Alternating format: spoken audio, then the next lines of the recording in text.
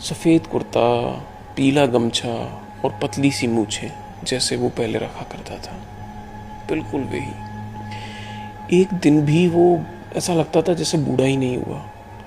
उज्जवल की उससे आंखें मिली, उसे लगा शायद वो सिर्फ ये ख्वाब देख रहा है, लेकिन भैरव सीधा उसकी तरफ देख रहा था।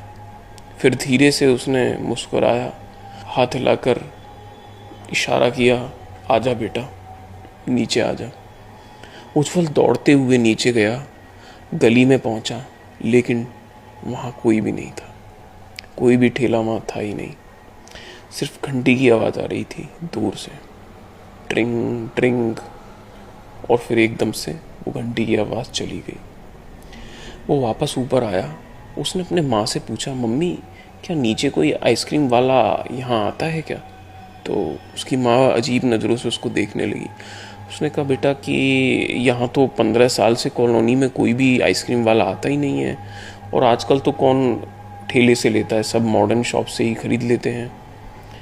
अगले दिन फिर से दोपहर के 3 बजे हुए थे और फिर से उसको वही घंटी सुनाई दी, ट्रिंग ट्रिंग ट्रिंग। उज्जवल बालकनी में गया और भैरव फिर से वहीं खड़ा था।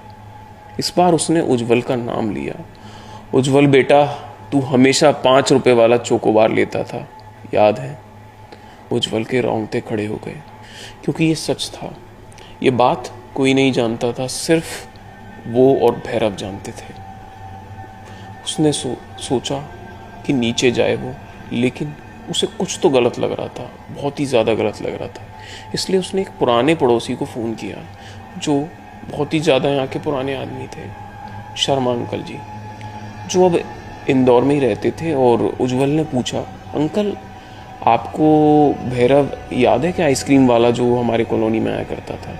2 सेकंड तक वो चुप रहे, फिर उन्होंने बोला कि बेटा तुझे किसी ने बताया नहीं क्या? तो उज्जवल बोला कि क्या? और फिर अंकल ने बोला कि 2003 में कॉलोनी के 3 बच्चे गायब हो गए थे।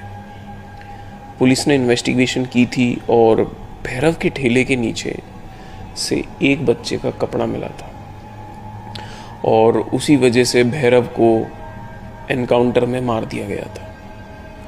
और ये बात तुम्हारे घर के सामने वाली सड़क की थी।